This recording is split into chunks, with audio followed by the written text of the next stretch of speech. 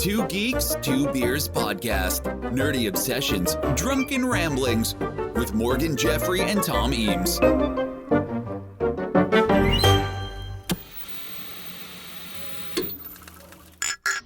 Are the cities of gold real or just a legend? Join Esteban and his friends as they search for the treasure of the mysterious cities of gold. Only on Nickelodeon. Children of the Sun, this podcast has just begun. Hello and welcome to episode 101 of Two Geeks, Two Beers. I went full DJ there. Never go full DJ. Where we'll be following the path of the setting sun that leads to El Dorado and the mysterious cities of gold.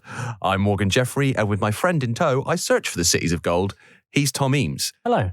If you're yet to twig from the subtle hints I've been dropping, in this episode we'll be embarking on a voyage back to the 16th century, or 1982 at least, as I introduce Tom to the classic animated series, The Mysterious Cities of Gold. Nice. And we've actually sort of made an effort with the beer for once. Because for a long time, this era of COVID, we just didn't bother with getting themed beers like we used to. Bringing it back. But we are 2022, we'll bring back the themed beer gimmick. Attempting to bring it back. And thankfully, this one was one of the easiest ones we ever had. When it's like Planet the Apes, and you're like, must be some kind of monkey beer, surely. The best one was Gamma Ray, wasn't it, for Hulk? That was great. But no, because it's Mysterious Cities of Gold, it means just get a golden ale. Great. That's all you need to do. So I've got a couple for us today. You are drinking the Firecatcher Golden Beer from Witchwood Brewery. Very nice. And I am having, it's just Rainwright's The Golden Beer. Wow. Yeah. So cheers. Cheers. While we're on the subject of beers, by the way. I mean, we often are. Yeah. Just a little story from the other day that I thought you'd find funny. Went to just a pub that I've always fancied going near where I live in Islington. I won't name the pub. In case your fans track you. Yeah. And we went, just went to the bar and I was like, oh, they've got Doom Bar. Great. I love Doom Bar. Great beer you can get in loads of places. Lovely beer. So it's from your neck of the woods, isn't it? Yeah, Southwest. Yeah. And I asked for a pint of Doom Bar. And the girl behind the bar, bear in mind, she looked like she was a student. She looked very young. And she goes, oh, and she looked at me and the reaction was as if I thought she was going to say, oh, it's off. You can't have... I was like, oh, okay. I was about to say, oh, fair enough. I'll go for something else. Yeah. And she looked at me and was like, oh, no, I'm afraid it is an acquired taste. I couldn't believe it. What? She was like, you look like... Yeah, but Doom Bar, it's like the most safe, relaxing, lovely, smooth ale you could ever possibly get. She was acting like I was having like a... You know when we went out that time and I went for a Leffy and as like... That is an acquired 7% or something stupid and I asked for a pint of it and the guy was like, are you sure? Normally you have half pints of this. I was like, no, I want a pint and it did not end well. But with this, it was like, how dare you? I was only asking for a half pint as well. I only wanted a half today. Yeah. And she was just like, it's quite, how dare you? I'll choose. And I was like, no, I have it all the time. What are you on about? I was just sort of. Did you say that? Yeah. Oh, well, good. Seems like the kind of thing you would think to say. No, I said, no, I have it all the time. And in the moment, you just go, oh, okay. Yeah. And then suddenly I'm not having a Doom Bar, I'm having a Heineken. You've been challenged. Yeah, I just couldn't believe it. How absolutely dare you? Sure you don't want to Diet Coke? Yeah. I was like, is it just the way I looked? Is it just? I don't think it can be the way... I had a big beard at the time as well. How dare you? It can't be the way you look because you look like someone who drinks ale. Thank you. Yeah, you do. I didn't mean it as a compliment. It's not a compliment. I'll take it as a compliment. Yeah, I thought you'd enjoy that story. I did, you're right. Yeah. So Tom, what familiarity, if any, do you have with the Mysterious Cities of Gold? Is it just the times I've discussed it in the past? Pretty much. Yeah. Like in the previous episodes, we were like, we're going to make an effort now.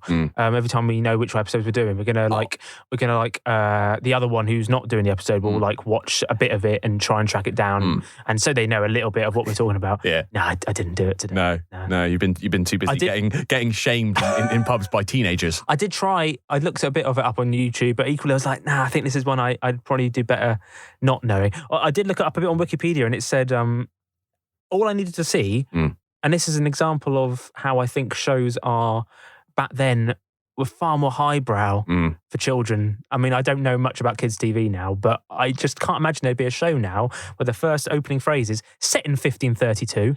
Like, really? But the plot just looked like something out of like a really highbrow, epic war drama. It's dense. Film. It is dense. Whereas then it was just a pithy 80s cartoon. Yeah. It was like, all right. But no, I don't really know anything about it. So looking forward to you to teaching me. Well, so my obsession with this series stems, as a few previous episodes have, from a VHS tape that we had when I was a kid, which was a compilation of shows that my brother, who is 6 years older than me, had recorded off the telly in the 1980s. So I had sort of best of both worlds. So even though I was a child of the 90s, I also got to enjoy some all-time 80s classics like Transformers and Muppets Babies and Ulysses 31 and this. Nice. So coming up, I attempt to unpack a series mythology more convoluted and complex than any children's cartoon has any right to be, plus why the show's characters are loosely linked to MC Hammer, and how the original show was followed by not one, but 2 sequels. Interesting. So, The Mysterious Cities of Gold was a French-Japanese co-production, originally aired in Japan on NHK, which is sort of their version of the BBC, and it premiered on the 29th of June, 1982, running weekly for 39 episodes until its conclusion on the 7th of June, 1983, under its original title, Esteban, Child of the Sun.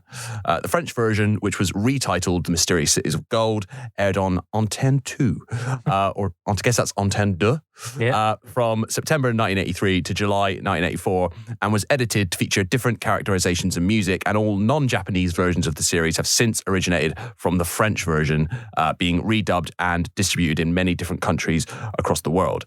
The series first aired in English in the United States on Nickelodeon from the 30th of June 1986 to the 29th of June 1990, and was aired twice in the UK on Children's BBC, as it was then, first in 1986 and 87, and then again in 1989. The series went on to become a cult classic in the West, despite quickly falling into obscurity in its native Japan. But it's perhaps best remembered for its distinctive incidental music and phenomenal theme song. So the Japanese version of the series featured music by Nobuyushi Koshiba, with additional composing by Ryuji Sasai, who at the time was a bass guitarist for the rock band Novella, and later became a video game composer, working on titles including 1991's Final Fantasy Legend 3 and 1992's Final Fantasy Mythic Quest. But the Western version has a score credited to Haim Saban and Shuki Levy.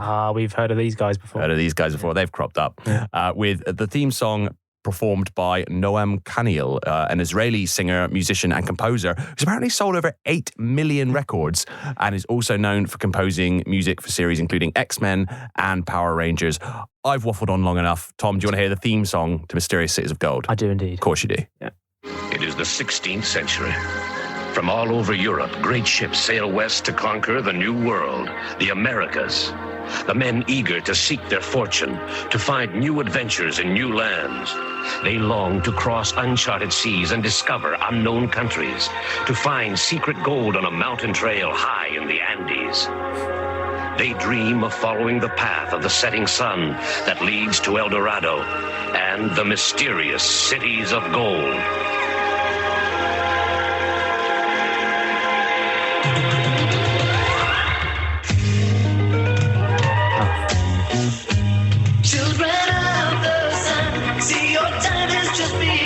Searching for your ways through adventures every day and night. With the condor in flight, with all your friends in tow, you search for the cities of gold.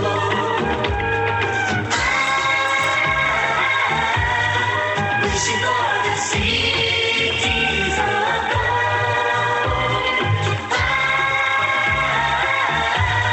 Someday we will find the cities of gold.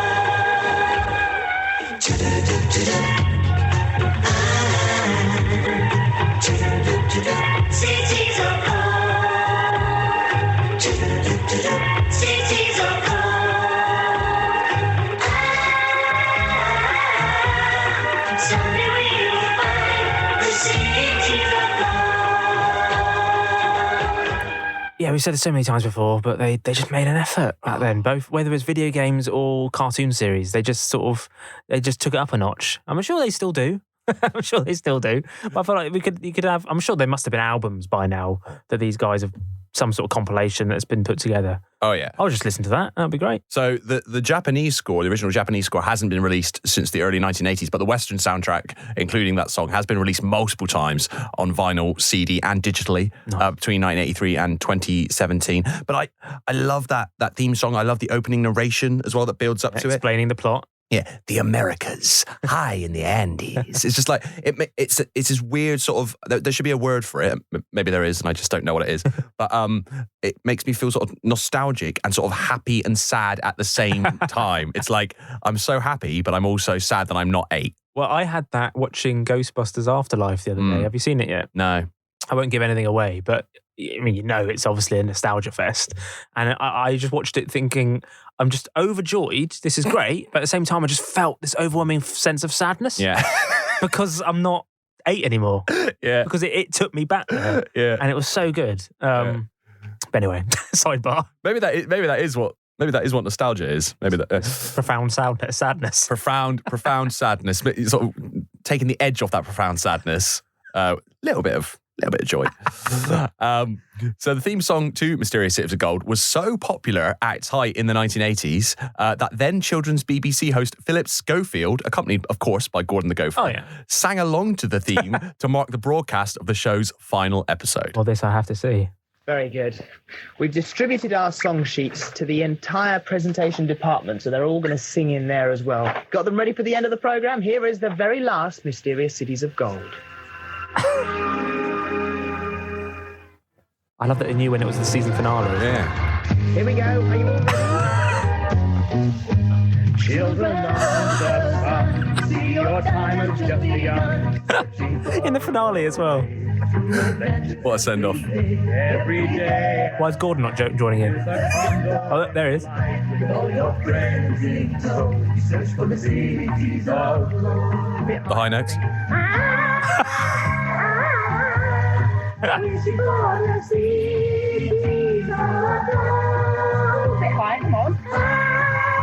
love that he didn't introduce the fact that he was going to do this. It just sort of started happening. Scope just mucking about. There's a do-do-do-do here. Do-do-do-do-do. Come on. Do-do-do-do-do. Cities of gold. Children Really go for it. that your destiny holds the secret, holds the key. He has performed like on the West End, doesn't he? Scope. Oh, yeah. If anything, he could be a bit better. yeah. Maybe this is his audition. Lloyd Webber heard this and was like, get me Schofield. And the noise you heard with it was that lot in there. I've got them strapped to the microphone down here. That was magnificent. Magnificent. We'll bring it out on the record.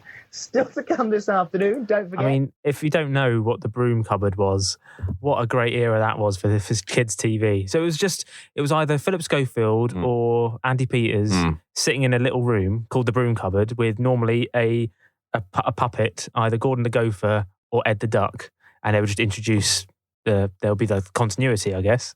I love that you tried to explain that to someone who might not know what the Broom Cupboard is, but you're like, with Gordon the Gopher or Ed the Duck. Like, that's like, oh, of course.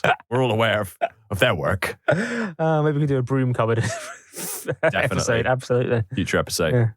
So The Mysterious Cities of Gold was co-produced by Studio Pierrot, which was a Japanese animation studio founded in 1979, which produced dozens of popular anime series, and by Deke Audiovisual. Oh, yeah. Our friends at Deke. Later, Dick Entertainment, or genuinely, The Incredible World of Dick, which stands for, Tom, Diffusion Information Communications. Yeah, so don't be so immature. Yeah. But that was the source of great hilarity among me and my school friends.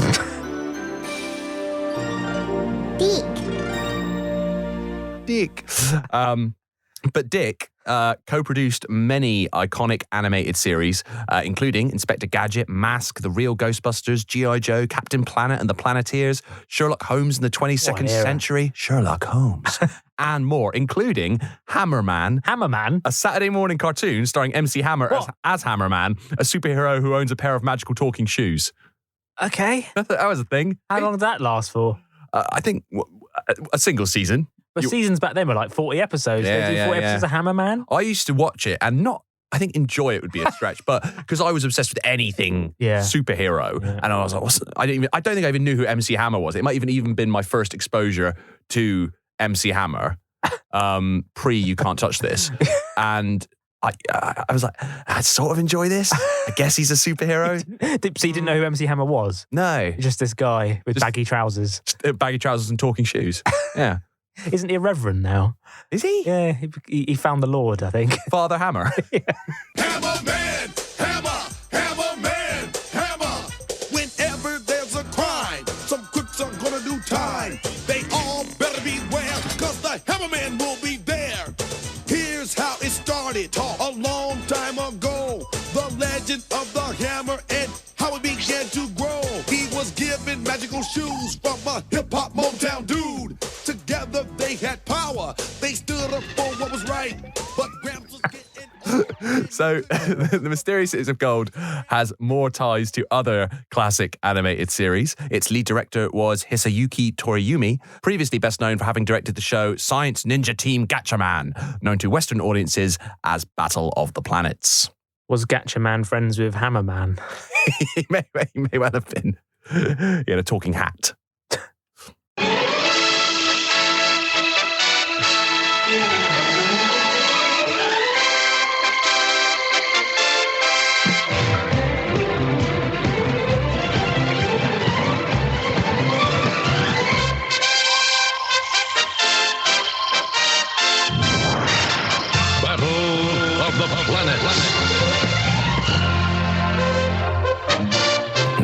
G-Force. 5 incredible young people with superpowers. Any relation to Captain Planet? And watching over No. from Center Neptune, 7 Superpowers. 7. Watching, warning against surprise attack by alien galaxies from beyond space.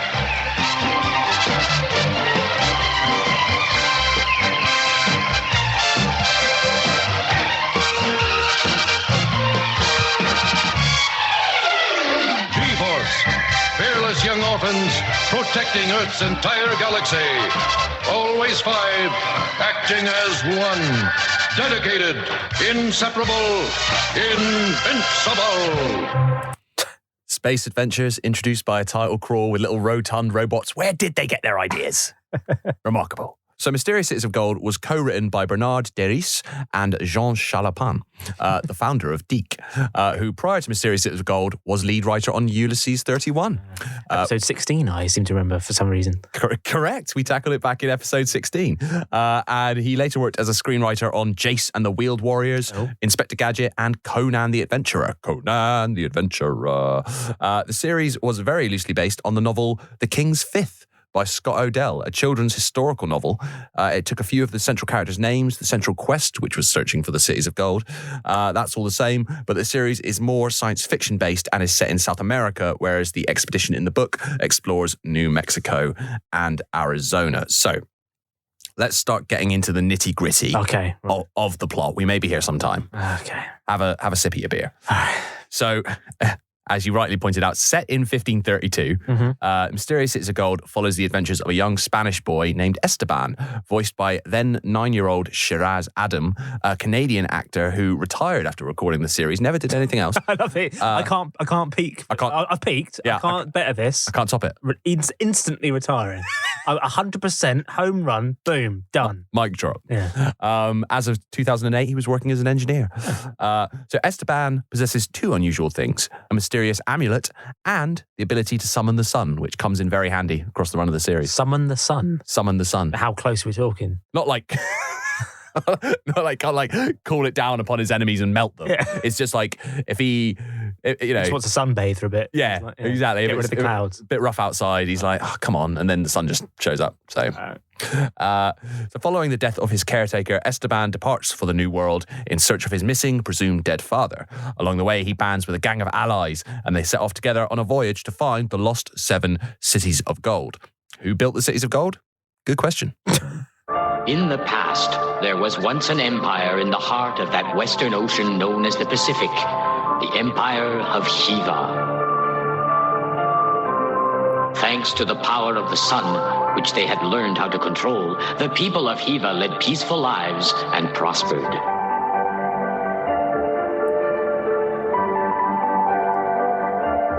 At the same time, another civilization, Atlantis, existed to the east on the edge of the Atlantic Ocean.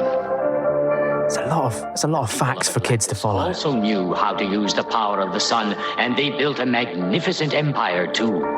Kids were cleverer back then. Then one day, a terrible war broke out between them. The cause was so trivial, history doesn't even record it. Don't even record it. Don't worry about it. When did it happen? The past. This war went on for years and years because the opponents had equal strength.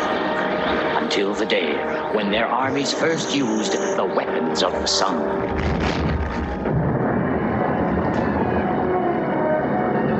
So that's like the atomic bomb, I assume. Nukes and that.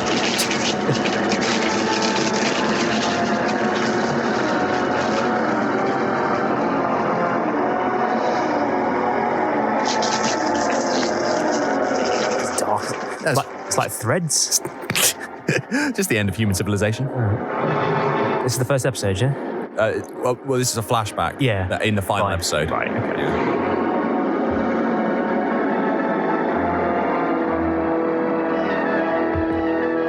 And this was how those two great civilizations disappeared, engulfed by waves, swallowed up in the oceans to lie at the bottom of the sea forever. But the Emperor of Hiva had foretold this catastrophe.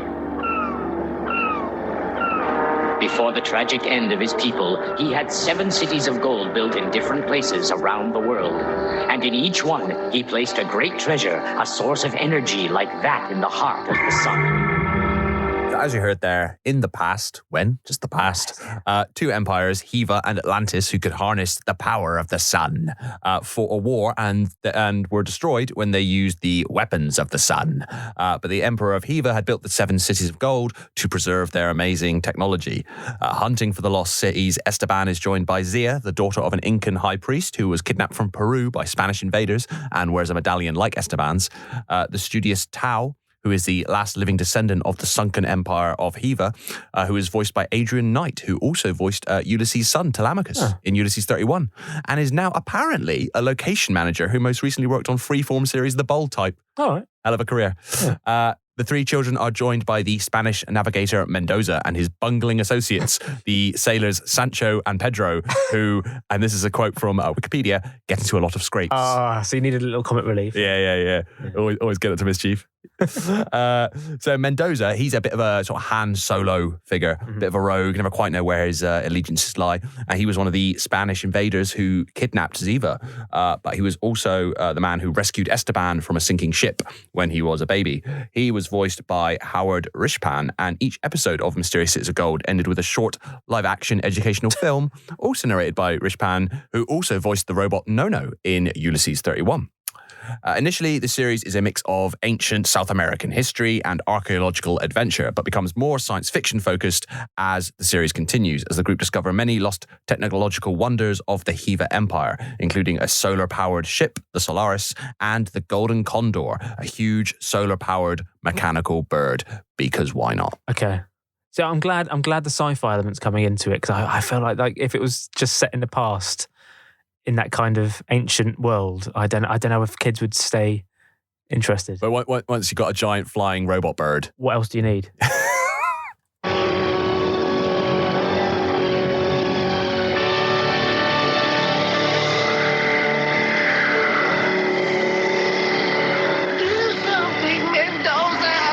So we're getting into Power Rangers territory here, I assume. Sort of. There's some way to control this thing. Everything is stuck fast. I can't do a thing. What about you? It's a mystery to me. The controls don't work like the ones in the Solaris. I love these French-Japanese co-productions for where the dialogue doesn't Got to speed up. Yeah, the dialogue doesn't quite fit, and it's like, all the controls are fixed. I don't know what to do. Another emblem on top of this. And then they've got to slow down on other bits and everything. Esteban? It's the same shape as the one in the temple. Esteban, come on. Any idea of a good one just now? We've got to do something. Well, whatever you do it now.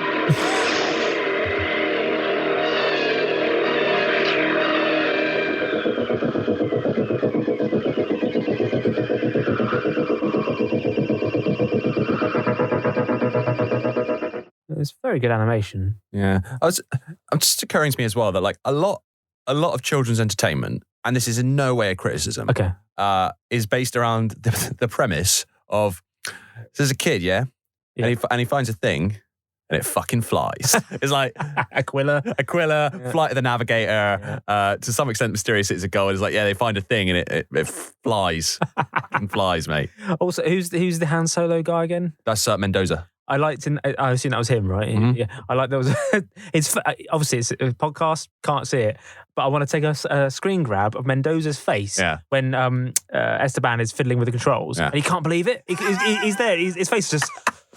The fuck! This guy's a genius. His face is amazing. Whoever animated that, well done. That was brilliant. Strong work. So John Smith on Instagram, listening to the podcast, said, "Loved this when I was a kid. Lol. I wanted a golden condor." There you go. Didn't we all? So in their quest, our heroes come up against antagonists Gomez and Gaspard, who are also in search of the cities of gold, and the Olmecs, based on a real civilization who lived from around 1500 BC to 400 BC.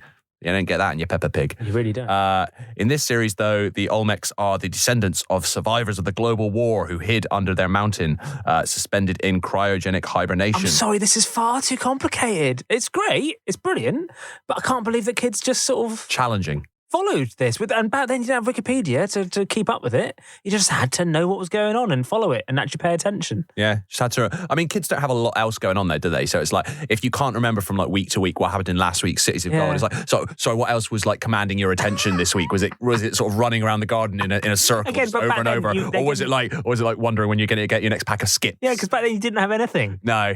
Didn't have anything. So good. Didn't have any technology. This is why we're so sad about not being 8. Yeah, it was such a simple, like, just laissez-faire time. Like nothing. Like, I'm just flabbergasted. I can't believe it. I can't believe how over the top complicated this is. I'm barely following what the plot is. You got too many other distractions now. I know. It's like you couldn't watch Mysterious Cities of Gold and be tweeting away because you'd lose the thread. Exactly. No. So the Olmecs do not appear human, having been mutated from the fallout of the nuclear war that destroyed their ancestors. I've got a little image here. You can have a look at what the Olmecs look like. Oh wow. Okay. Funny little fellas. They look like Patrick Stewart meets Gollum. Yeah, they do. Yeah. Really good description. Also, just absolute shits. All right. The Olmecs, really. Just absolute double twatty bastards. They really are. Yeah. Absolutely. Whatever the fuck that is. So, another fan of the podcast, Dan Maynard, he said, well, I say a fan of the podcast, certainly a fan of this show, said, I loved it, as in loved Mysterious Cities of Gold, but did it ever end? I'm not sure they ever found it. Oh. Incorrect, Dan. Mysterious Cities of Gold, unlike many series of the time, did have a series finale, like a proper series finale. So this is actually where things get complicated. So, led by their king, Minotaur, the Olmecs seek an artifact called the Great Legacy in order to power their cryogenic systems. Tau, Esteban's friend, who is the last survivor of the Hiva Empire, possesses a mysterious jar. Mysterious jar? That was the working title for the show, The Mysterious Jar. How can a jar be mysterious? It's just like... What have you got over there? It's a jar. It's very mysterious. Very mysterious. Very enigmatic, that jar. What, the colours of it? Or the shape? Yeah. Or I don't know. The size? Just really like... Very mysterious. Very mysterious jar. I'd like to ponder on that jar some more. So Tau possesses a mysterious jar. Very mysterious. Which, according to the legend, only the High Priest of the City of Gold can open. More on the High Priest later. Tau's jar proves to be the Great Legacy's cooling or control rod system. Okay. Following? Eventually, the Olmecs, the fuckers, they succeed in taking control of the Great Legacy, but without Tau's jar, it begins to melt down. There's a nuclear meltdown, destroying the City of Gold. Very complicated. The meltdown also threatens to destroy the entire world. Meanwhile, Esteban has discovered that the High Priest of the City of Gold is actually, spoiler alert, his long-lost father. I don't feel bad about spoiling that because it is incredibly obvious from the instant the High Priest makes all of the illusions. There's a lot of like, my son. And he's like, he's saying my son. And he's, but like, you know, in the way that people say my son, my child. But there's Esteban's like, why are you so familiar? And it's like, who could he be? This high priest who wears a mask. It's like, I wonder which character he could possibly turn out to be. It's all a bit Darth Vader, isn't it? Yeah. So reunited with his father, Esteban loses him again. It's very, very careless. He just misplaces him. as the high priest sacrifices his life to replace the jar and stop the meltdown. Proper finale. The jar. The jar. Replace the jar. I think they need a different word for it. Well, it's like chalice. we can't change it now. We can't decide now. It's like, right, just so you know, changing this now. We're not going to call it the jar anymore. Okay. But yeah, no, it sounds very exciting. Yeah. So at the end of the series, Mendoza, Sancho, and Pedro, they've managed to salvage some gold before the City of Gold's destruction. They return to Spain with their goods, with their booty, while Esteban and his friends sail across the Pacific on the Golden Condor in search of the remaining cities of gold. I'm pretty sure that Mendoza, Sancho, and Pedro will play for Real Madrid at some point. It does sound like, yeah. They went on to very successful football careers. So thoughts on all that? I mean, it all sounds bonkers and I don't understand it, but that might just be me being dumb, but I feel like I'd need to see it to actually fully take it in. But, I mean, well done to them. I mean, they really went for it back then. This has more lore and like story and like planning than any of the Star Wars sequel trilogy ever had. There was no coherent structure there. No. They knew what they're fucking doing. Yeah. They had one season to do it. Yeah. They did it all in 40 episodes? Yeah. Brilliant. Imagine, Tom, a series which starts off quite grounded. Yeah. Gradually introduces more and more sci-fi elements as it goes along. Yeah. But they actually fucking plan it and know what they're lost, doing. You mean? No, I didn't say lost. I said lost. But imagine. I knew what you were doing. Imagine if they actually fucking planned it and knew what they were doing from the start. That'd be good. But how good would it be if all shows were like they used to be with these cartoons, where they got given a season and they said, right, you can make 40 episodes. Yeah. There you go. Yeah. Go for it. So Yeah. then you go, oh, all right, cool. So what, from start to finish, we end it after 40 episodes. Oh, yeah. All right, great. Because kids want it to be on to the next thing. Yeah. Yeah. Because they've grown up by then. Yeah. After the end of that year, they've fucked off. They've started a podcast and started whining about the fact they're not 8 anymore. And they can't just run around a garden, eat skips and watch Mysterious Cities of Gold. Bloody love What Skips. a life. Monster Munch. When was the last time you had a packet of skips? Not that long ago, to be honest. Oh, really? Yeah. Yeah. I still eat all the crisps. All the crisps. Yeah, I still have cheese strings. Do you? Even Billy Bear. If anyone knows what Billy Bear is that like that meat bear? it's that meat sliced snack in the shape of a bear's face, which is always a bit weird. If I see that in a shop, which isn't that often, when I do, I'm buying some Billy Bear. Because honestly, still tastes amazing. Yeah. It's like the most processed meat you'll ever have. I was never allowed it because it was clearly so processed. I've always been curious. For listeners who might not be aware of what a Billy Bear is, it was kind of like the shape, but also the shape of the bear's face, but also like different, so rank, different parts of the meat were different colours. Different colours, yeah. So And like you could push it out. Could you? Yeah. Because so you could push out his eyes and his mouth. Because like his eyes and his mouth were darker meats. Yeah. Were they actually different? Did they taste different? Not really. No. Yeah, it's this weird thing where so many children's foods are shaped like animals. There's that chocolate like cake thing. I can't remember what it's called now. It's in the shape of a bear, and you bite its head off, and it's got chocolate inside. Yeah, it's a bit weird when you think about it. Why are we okay with that? And the mascot is him going, "Hello, eat me." It's very strange, very odd. Yeah. It's like I'm only on board with this, so I get to eat the animal. Yeah. I get to eat the mascot. So all 39 episodes of The Mysterious Cities of Gold were released in the United Kingdom on the 23rd of June 2008 as a 6-disc DVD set. Yeah, proper. With the picture and sound restored, and the episodes are also still available to buy digitally on Amazon. Great. Yeah. 2 games based on The Mysterious Cities of Gold have also been produced. The first, The Mysterious Cities of Gold Flight of the Condor, was released in 2013 only for iOS users on Apple devices. The second was titled The Mysterious Cities of Gold Secret Paths and was made in 2013 for PC after a successful Kickstarter campaign.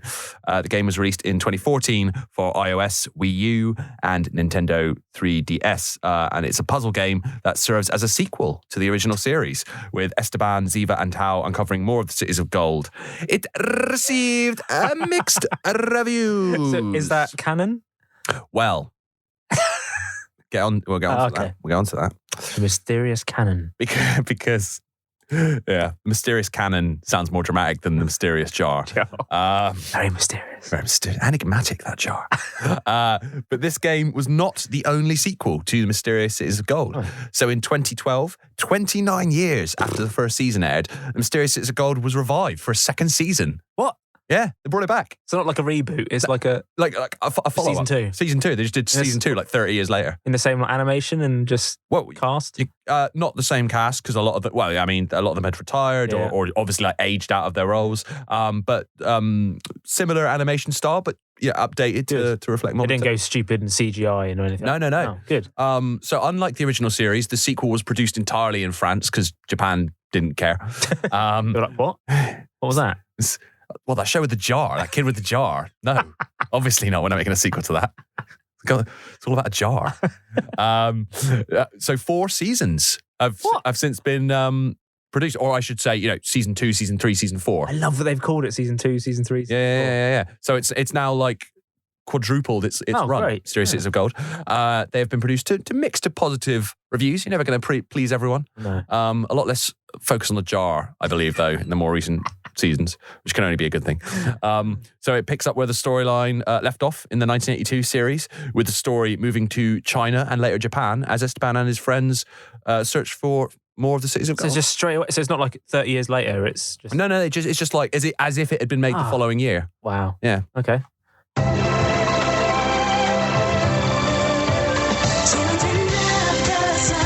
Oh my God. Good. Doing it properly. I mean, the animation's obviously better and updated, but it's still similar. The Condor.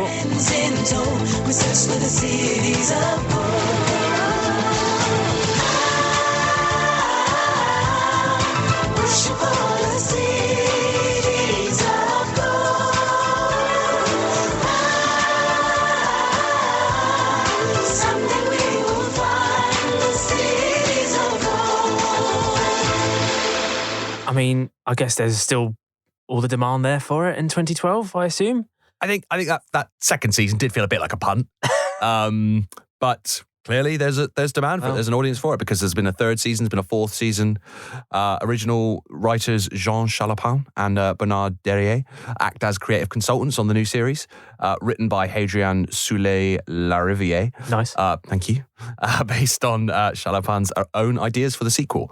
And new background music is composed by the original theme song's singer, Noam Caniel. So, the boys back together, getting the original trying, really creative making an talent effort. involved. Great. Yeah. The sequel received a premiere on the now defunct Kicks channel in the UK on the 9th of November 2013. And season 2 is also available on DVD and Blu-ray in the UK, though the third and fourth seasons are yet to receive an official broadcast or release with an English language dub. Maybe someday we will find the lost seasons of the Mysterious Cities of Gold. Yeah. So that's it. Thoughts?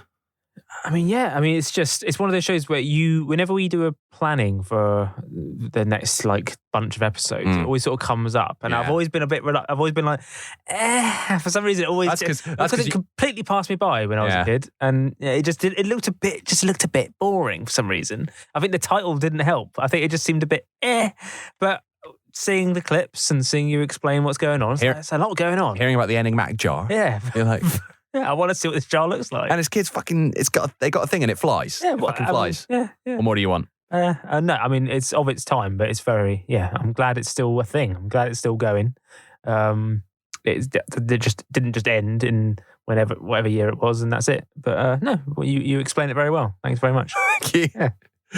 Well, if you want to hear me explain more things very well, you can find all 100 previous episodes of Two Geeks, Two Beers at twogeeks2beers.com, funnily enough, including installments on animated classics like Ulysses 31, when they're bringing that back for a second season, X-Men, which they actually are bringing back, Thundercats, and Defenders of the Earth. You can also find us on YouTube. Just put Two Geeks, Two Beers into the search bar and you'll find an archive of episodes, old and new, in full, plus clips and samplers. We're also on Apple Podcasts, Spotify, Amazon Music, Stitcher, Podbean, Global Player, and all other good podcast outlets. If you haven't subscribed, rated, and reviewed the podcast already, I'm frankly disgusted by you. And you can also become a 2 Geeks supporter on Patreon, which is patreon.com/2geekscast. And you can sponsor the podcast, helping to fund our recording sessions, our equipment. All your money goes directly back into making the show. And depending on what tier you choose, you get different rewards, including exclusive Patreon-only minisodes, outtakes, personalized thank you videos, merch, including a 2 Geeks mug and t-shirt that you can't get anywhere else, and even a mini episode or full-length episode that's exclusive to you. And we just had a new patron, so I wanted to give a shout out to supporter of the show, Howard Piriat. Sorry if I've mispronounced your name, but yeah, Howard's always a great supporter of the show and great to see you on board. Thanks, Howard. And if you're listening, please support if you can, because like Sancho and Pedro, we're a pair of greedy buffoons. You can also email us, podcast@2geeks2beers.com, and send us feedback, thoughts, and suggestions for future episodes. We'll be back soon, and until then, remember that the real cities of gold were the friends we made along the way.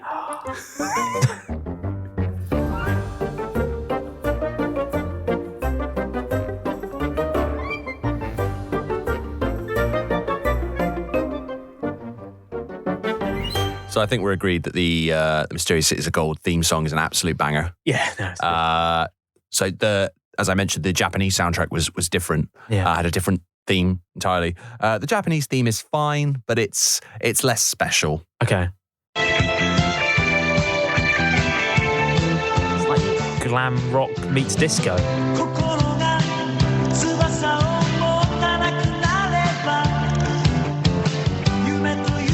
Great. It's not as good though. No, but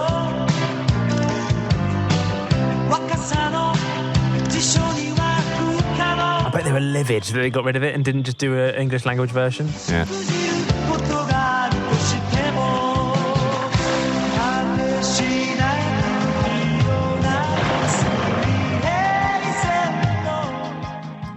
But the French version of the theme is the same as the English language version, only in French. All right. As you might expect. Okay.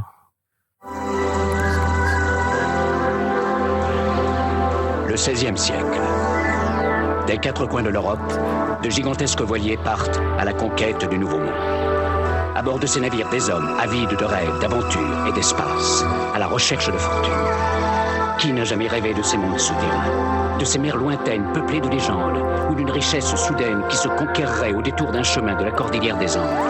Qui n'a jamais souhaité voir le soleil souverain guider ses pas au cœur du pays Inca, vers la richesse et l'histoire des mystérieuses cités d'or?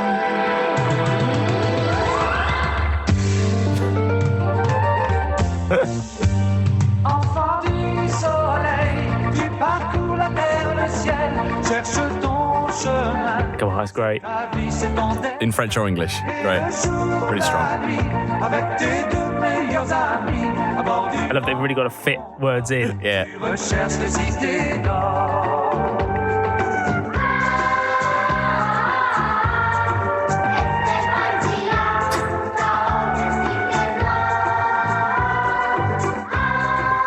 Please tell me there's a German version. No? Oh. Sadly not. Yeah. But I looked up the literal translation of the French version, and the lyrics are pretty close to the English version, but slightly different. So it's child of the sun, you roam the land, the sky, look for a way. It's your life, your destiny. Night and day, with your 2 best friends on board the Great Condor, you look for the cities of gold. Now this bit's slightly different because they throw in the names of the characters. So Esteban Ziatao, the cities of gold. Esteban Ziatao, the cities of gold. And it's, as you expect, it's to-do-do-do-do. To-do-do-do-do, cities of gold. Child of the sun, your destiny is unique. Adventure is calling you. Don't wait and run to meet it. Esteban Ziatao, the cities of gold. There you go. Very good. A few points there. Yeah. One, better than Philip Schofield. Thank you. 2, it sort of had an air of we're on the ball. At and Deck, you're like trying to fit in all the character names. Esteban Zito. Yeah. And also, it reminded me of, in Christa Berg, where he goes, never seen a love in a heart like I wanted to dance, looking for a little romance. Doesn't fit. Doesn't work. Because he doesn't say romance, so it doesn't work. When they say look for a way, it's your life, your destiny. Yeah. Your destiny. Esteban, it's your destiny.